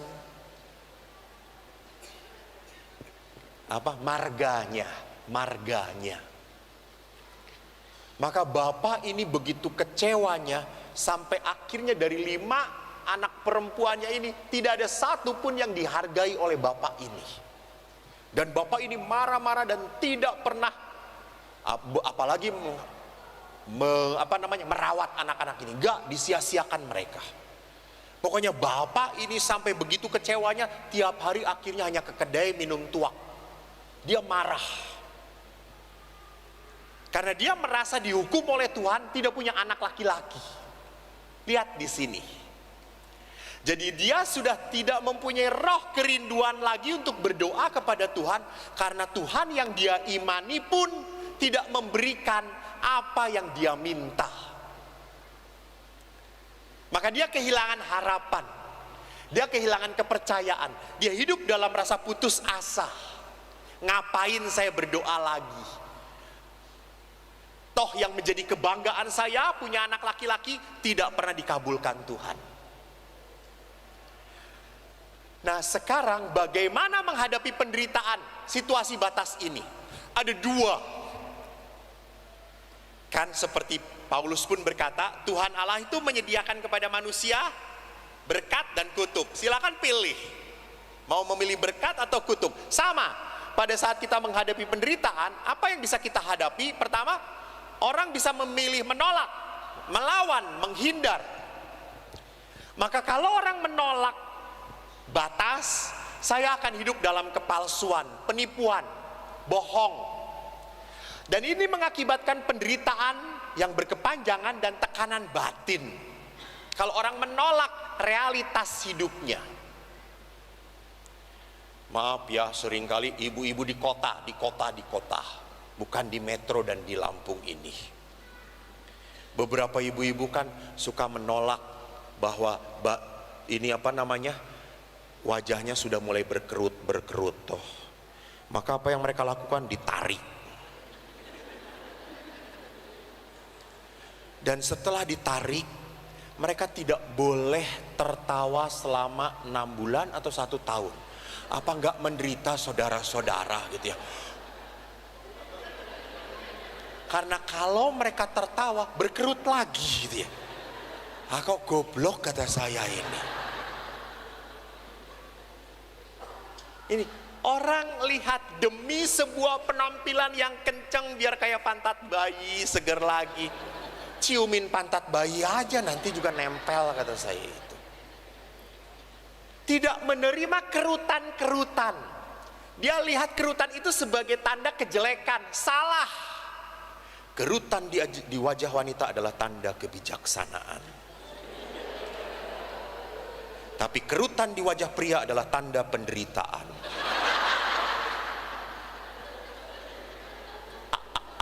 Just kidding Pak, jangan mikir. Dia tanya, tuh Mi banyak berkerut nih Mi. Perhatikan di sini, orang kalau menolak keberadaannya, orang repot dengan penampilannya. Ada beberapa bapak juga yang tidak mau, tidak mau disebut tua. Maka dia naik sepeda atau olahraga seperti anak muda. Halo, apa yang terjadi? Jeprut. Itu. Oh, saya masih muda. Prut, prat. Muda. Bapak silahkan menghadap Tuhan Allah. Karena tidak menerima lagi. Saya senang sepeda, betul, saya senang sekali. Prestasi saya naik sepeda dari Bandung ke Jogja 3 hari sendirian. Pulangnya naik kereta api. Ya kalau bolak-balik tukang beca saya gitu ya. Saya naik sepeda suka, hobi. Oleh dokter saya sudah diberitahu, pastor pakai alat detak jantung. Kalau sudah 140 sudah, jangan dinaikkan lagi. Saya pakai, saya sudah 140, sudah saya pelan-pelan. Yang lain, ayo pastor cepat. Tidak, cukup. Saya pernah sebelum ke Jogja, saya latihan ke Tangkuban Perahu. Dan waktu latihan tiba-tiba disalib oleh perempuan. Sakit hati saya. Buset, itu perempuan, tap. Edan kata saya itu. Lalu sampai gerbang Tangkuban Perahu, si perempuan itu di warung sedang duduk minum. Saya nggak mau di warung yang sama, malu coy. Lalu akhirnya saya di warung sebelahnya. Lalu saya tanya ibu warung, bu, apa Pak? Itu ibu kenal itu nggak? Mana Pak? Itu perempuan yang sepeda. Oh, itu si atlet Jawa Barat Pak. Oh, syukur pada Allah kata saya itu. Atlet jangan dilawan. Jadi kalau orang akhirnya tidak mau menerima keterbatasan diri, ya hidup dalam kepalsuan dan akhirnya kita menderita sendiri. Kita harus belajar menerima. Maka bagian yang lain adalah menghadapi penderitaan adalah menerima. Saya akan menjadi pribadi yang asli, otentik. Saya dulu dikatakan waktu SD dipanggil oleh teman-teman saya black karena kulit saya hitam. Hey black gitu ya. Udah black bodoh. Jadi saya double B. Black and bodoh. Lalu teman-teman, karena teman-teman saya semuanya cungkojen. Cuma saya ingnijen. Tapi bukan anak Yungjen.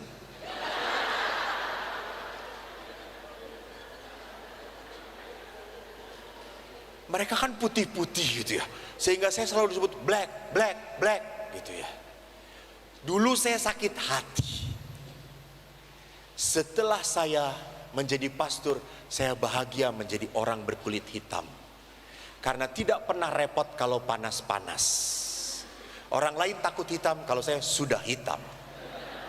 Tenang saja gitu ya. Jadi perhatikan di sini, pada saat orang menerima kenyataan, maka dia akan hidup berdamai. Saya tahu setiap hari saya sekarang walaupun baru usia 50, tiap hari saya harus minum obat darah tinggi. Ya saya terima. Saya minum setia. Diajak makan daging sate, masih ikut. Minimal 25.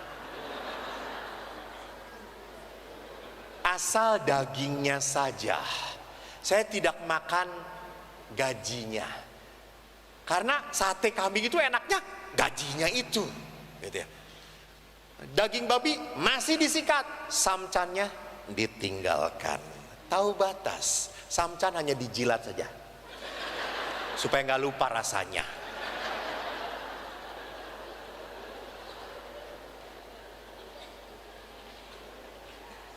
Jadi perhatikan di sini, pada saat orang berdamai dengan keterbatasan, maka orang akan mendapatkan sukacita.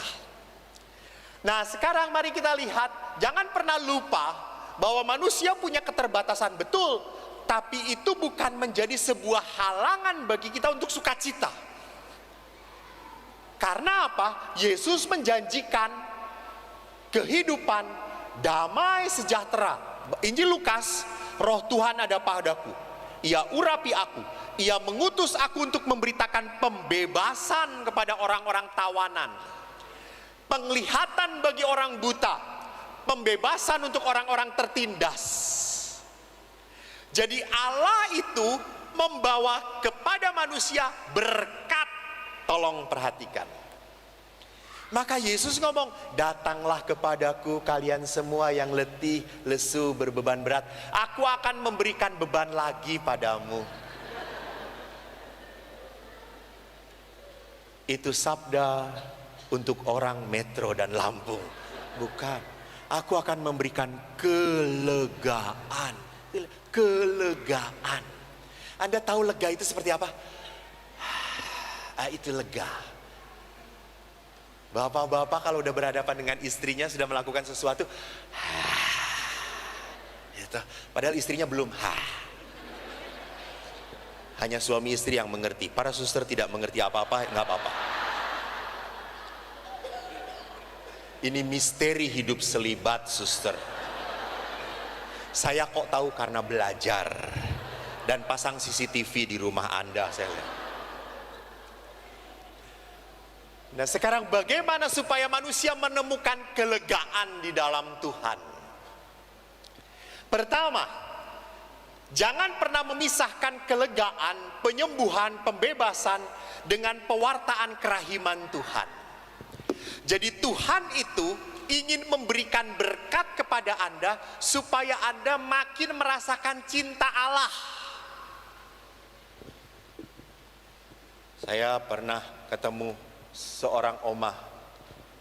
Selalu kalau ketemu saya mengeluh. Dia itu langsung ngomong, pastor, aduh dengkul saya sakit pastor, pinggang saya juga sakit pastor, gitu, kepala saya kecekot-cekot pastor, gitu kan. Namanya oma-oma suka udah error gitu ya menunjukkannya juga. Tiap hari datang itu selalu mengeluh dulu. Aduh saya sakit ini pastor, sudah tua pastor, tuh saya itu udah kayak gini, mau apa lagi ya pastor ya, gitu.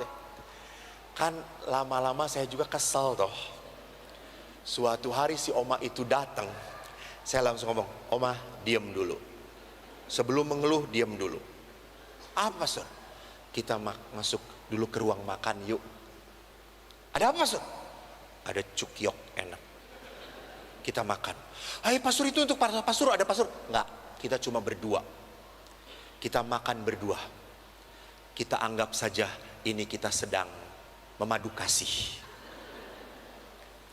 Lalu kita makan, si oma itu makan lahap sekali. Aduh pastor, enak kali ya ini makanannya.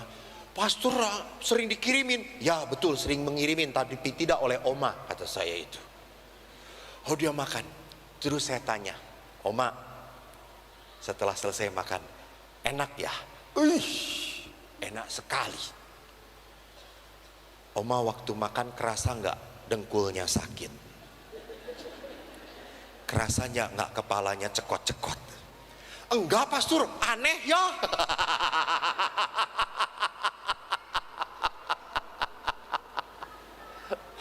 Halo, kalau Anda menderita dan memikirkan penderitaan, maka penderitaan itu makin sakit, betul atau tidak? Jadi penderitaan itu bukan dipikirkan, semakin dipikirkan makin semakin sakit. Makin semakin saya gelisah, makin semakin membuat saya takut. Sadarilah berkat-berkat yang Anda terima. Jadi walaupun Anda sakit, masih boleh jalan kaki, itu syukuri. Masih boleh makan, yang ada menikmati, syukuri. Jangan hanya bingung dengan apa? Dengan sakitnya, dengan penderitaannya. Di sini kan banyak sekali yang mengerti yin yang. Tahu toh yin yang? Yin yang tahu?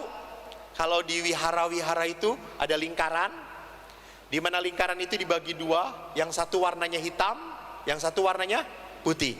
Di dalam warna hitam ada titik putih, di dalam warna putih ada titik, itu seimbang.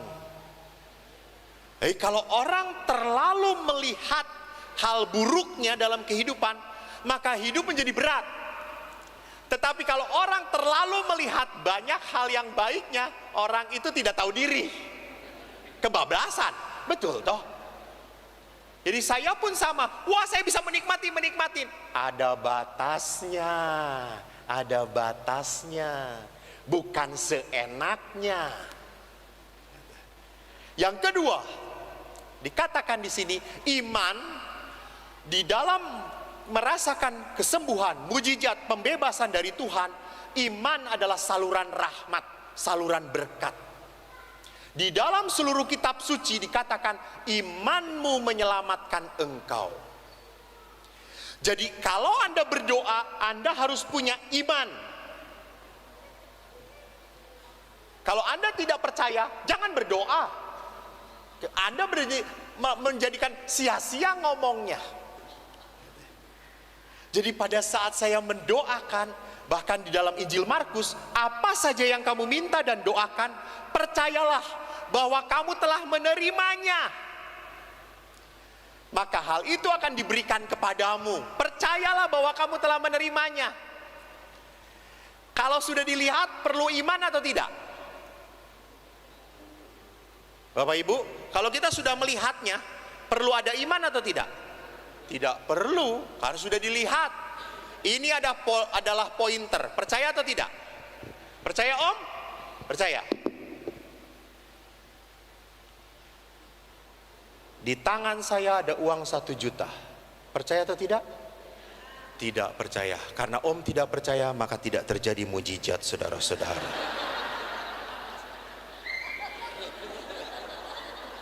Coba percaya. Hilang 1 juta Om. Karena Om hilang 1 juta, maka nanti persembahan harus lebih dari 1 juta. Jadi perhatikan di sini, sulit sekali untuk mengimani. Karena apa? Om sudah tahu, pastor, pastor odong-odong, nggak mungkin. Ini sama. Jadi kita itu mau melihat sesuatu mujizat, harus percaya dahulu. Percaya. Di situ Tuhan akan menunjukkan sesuai dengan kepercayaan kita. Jadi jangan buktikan Tuhan, baru saya percaya. Kalau begitu sih tidak perlu percaya lagi, karena sudah ada bukti, sudah kelihatan. Justru iman itu adalah apa? Adalah sebuah dasar dari kita untuk berhubungan dengan Tuhan dan membiarkan Tuhan bekerja dengan kekuatannya. Ketiga, bagaimana supaya kita memperoleh rahmat, pembebasan. Bapak Ibu, yang ketiga adalah pertobatan, sakramen rekonsiliasi kalau dalam gereja Katolik. Manusia itu harus bertobat. Artinya bertobat itu, saya tahu saya udah salah, saya tidak akan melakukan lagi. Jadi jangan salah, saya teruskan lagi. Itu namanya nekat, bukan tobat. Jadi kalau nekat, saya hanya akan menemukan keadaan yang lebih buruk, lebih hancur. Tapi kalau bertobat, orang berdamai dengan Tuhan. Saya selalu mengatakan kepada pasangan suami istri dalam perkawinan, dan itu saya imani. Maaf, saya imani. Suami istri disatukan oleh siapa? Coba lebih keras, suami istri dipersatukan oleh siapa? Oleh siapa? Tuhan. Saya percaya. Saya percaya. Om percaya atau tidak? Percaya. Sebelum menikah dengan ibu, apakah Om pernah pacaran sebelumnya atau belum? Pernah. Terima kasih atas kejujurannya. Ibu pernah pacaran dengan laki-laki lain? Sebelum menikah? Pernah, betul. Tapi mengapa memilih beliau? Ya, lihat. Tiba-tiba dengan Om langsung saya merasa nyambung. Saya merasa sayang sekali. Dengan ini saya bisa hidup sampai mati. Dengan ini saya tidak akan dibuat menderita. Paling-paling sakit.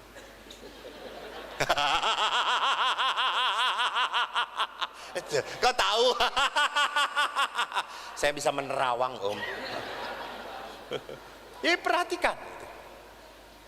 Kadang-kadang saya sering memberkati perkawinan, sampai sekarang belum pernah diberkati. Jujur saya kagum sekali dengan pasangan-pasangan ini, gitu. Saya sering melihat laki-lakinya gagah, ganteng, perempuannya ya Allah, kata saya itu. Gue aja nggak jatuh cinta gitu ya. Kok dia bisa jatuh cinta gitu? Apa bagusnya gitu? Pas perempuannya pergi, laki-lakinya saya tanya, kamu betul mau kawin dengan orang itu? Iya pastor, apa sih cantiknya? Saya aja nggak tertarik. Lalu si laki-laki itu, pastor tidak melihat yang saya lihat. Iya, kata saya itu ya. Betul atau tidak? Siapa yang membuat melihat? Tuhan membuka hati. Dan Anda sebagai orang beriman berjanji di depan Tuhan. Kekaguman saya yang kedua pada saat mengucapkan janji perkawinan, suami istri itu selalu berpandangan dengan mata terharu. Gitu tuh. Saya Eko memilihmu Poniem untuk menjadi istri saya. Itu lihat. Lalu si Poniemnya lalu Poniem, saya Poniem memilihmu Eko. Terharu. Ini di depan publik berjanji. Artinya apa? Saya tidak akan pernah malu menganggap dia sebagai istri saya. Betul atau tidak? Betul. Tapi setelah perkawinan kadang-kadang ada suami yang malu menunjukkan istrinya. Kalau udah jalan ke gereja pun suami sendirian, istri di belakang, Pak, tar dulu, tar dulu, Pak. Lalu saya tanya, Pak, mana istri? Tuh di belakang, lama itu.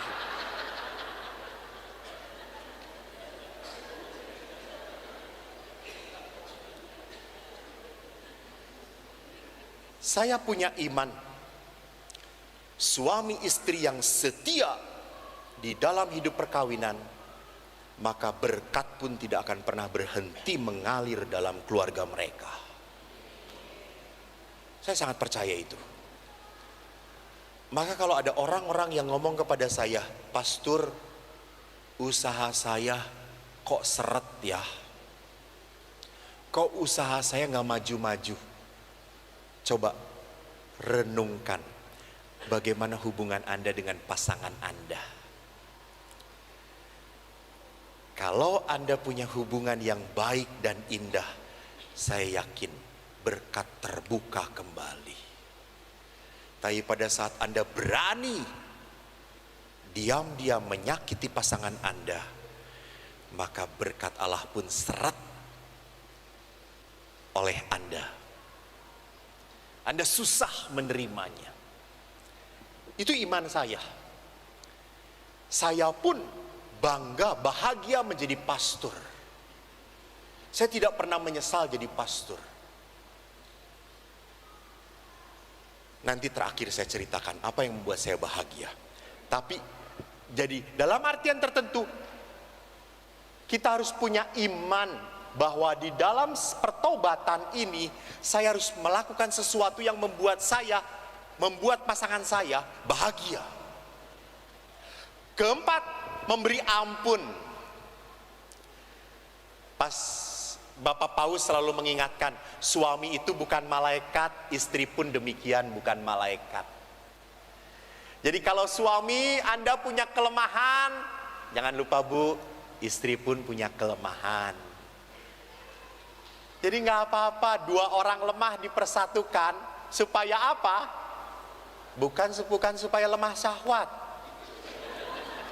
Dua orang lemah dipersatukan supaya mereka mengandalkan Tuhan. Supaya mereka mengandalkan Tuhan. Maka yang kelima adalah berdoa. Suami istri itu coba ada kebiasaan berdoa bersama. Tolong, kadang-kadang istri juga, memang istri selalu ngomong, Romo, saya kalau suami saya tidur saya selalu mendoakan. Doakan apa Bu? Aduh kasihan suami saya tuh kalau udah tidur tuh. Jadi pertanyaan, berdoa bersama atau tidak? Berdua bersama. Ini kekuatan. Saya sangat percaya saya menjadi imam karena ada orang-orang di sekitar saya yang mendoakan saya. Saya bertahan karena ada orang-orang yang mendoakan saya. Jadi sama Bapak Ibu di Metro dan Lampung, tolong kalau Anda kecewa dengan pasturnya jangan diomongin, didoakan. Didoakan, jangan digosipkan. Apa doanya? Semoga cepat pindah.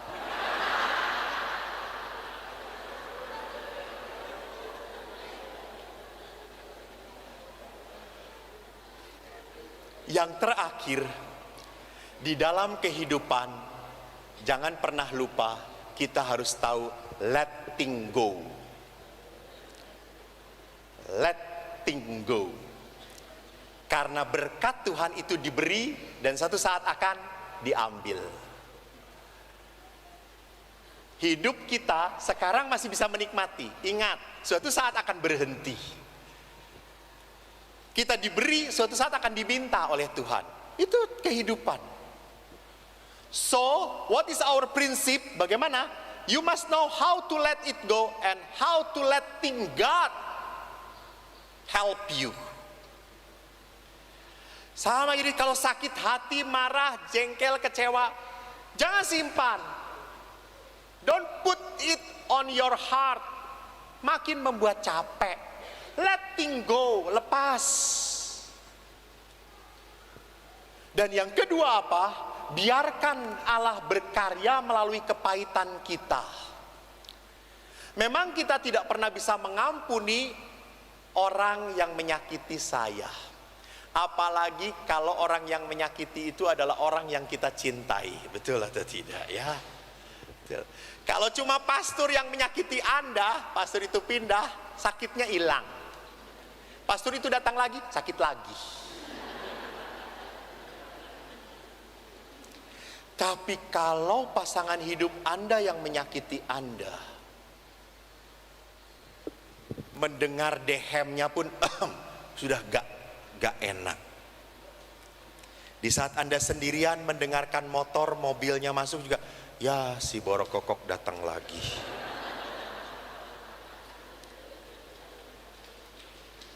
Bapak Ibu ingat, saya tidak bisa mengampuni kalau tidak ada kuasa Tuhan menolong saya. Jadi harus ada kuasa Tuhan yang membuat saya bisa memaafkan orang yang saya sayangi.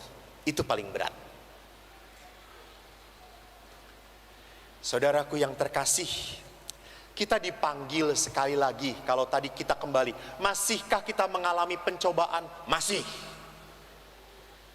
Setiap orang selalu diuji supaya kelihatan kesetiaannya. Justru perkawinan itu indah pada saat Anda sampai mati bertahan.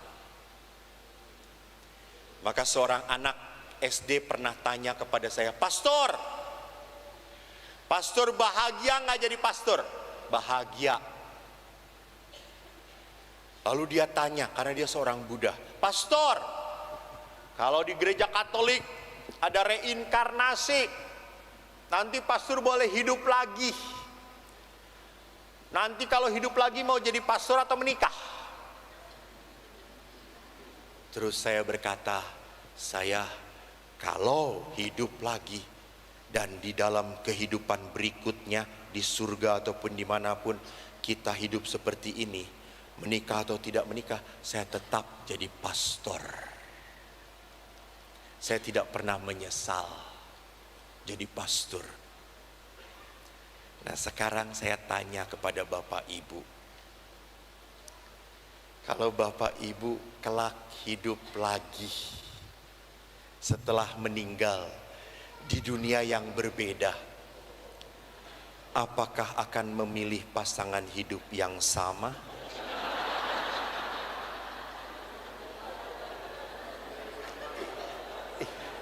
Ini kok banyak wanita pengkhianatnya di sini ya.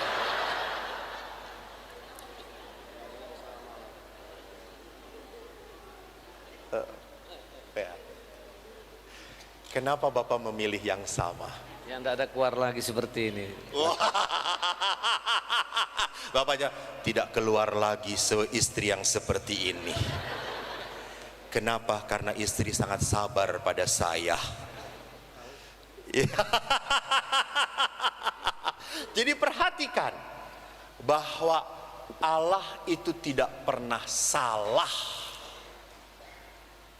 Bukan memilih, memberikan pasangan kepada Anda. Jadi tolong malam ini tugas Anda, jangan pernah meratapi pasangan Anda. Tugas Anda malam ini, Tuhan terima kasih, inilah berkat terindah hidup dengan Dia. Amin, terima kasih, Tuhan memberkati. Kita sudah lebih waktunya, mungkin tidak ada pertanyaan lagi Bapak Ibu. Pertanyaan silahkan ditanyakan pada Tuhan Allah malam ini pada saat Anda berdoa. Saudaraku yang terkasih, saya mengundang panitia untuk maju ke depan. Saya bersyukur Bapak Ibu hadir di tempat ini. Saya sangat berterima kasih Bapak Ibu telah membantu MBI dalam gerakannya untuk menjadi orang tua asuh, mencari anak-anak yang tidak mampu sekolah karena tiket yang Anda beli itu untuk dana mereka. Dan saya harap apa yang telah kita lakukan hari ini membawa berkat berlimpah untuk keluarga Anda. Marilah kita berdoa. Ya Tuhan, Engkau Allah Bapa yang agung dan mulia. Hidup kami ada di tangan-Mu. Kami Kau bawa seperti di atas kepak Raja Wali. Kami Kau lindungi dan Kau naungi dengan tangan-Mu yang gagah dan perkasa. Tiada pernah penderitaan, kuasa jahat yang dapat merobek iman, cinta dan harapan kami. Tuhan, malam ini Kau menguatkan iman kami. Kau teguhkan cinta kami. Dan Kau tunjukkan bahwa harapan kami satu-satunya ada padamu. Berkatilah persembahan anak-anak-Mu ini Tuhan. Mereka telah memberikan apa yang telah mereka terima dari-Mu. Semoga pemberian yang mereka berikan dengan tulus hati ini dapat menyelamatkan saudara-saudari kami yang berkekurangan. Janganlah kami menutup berkat bagi sesama. Biarkanlah kami menjadi pembagi berkat, karena berkat-Mu senantiasa tercurah atas hidup kami. Tuhan, pancarkan kasih-Mu kepada keluarga demi keluarga dari setiap anak-anak-Mu yang hadir di dalam persekutuan kami ini. Berikanlah panjang umur kepada mereka, cinta yang sehabis-habisnya di antara pasangan suami istri. Berkatilah pula anak-anak mereka dengan rezeki yang berkecukupan, dengan masa depan yang indah, dengan pasangan hidup yang seiman, yang membawa kebaikan untuk mereka.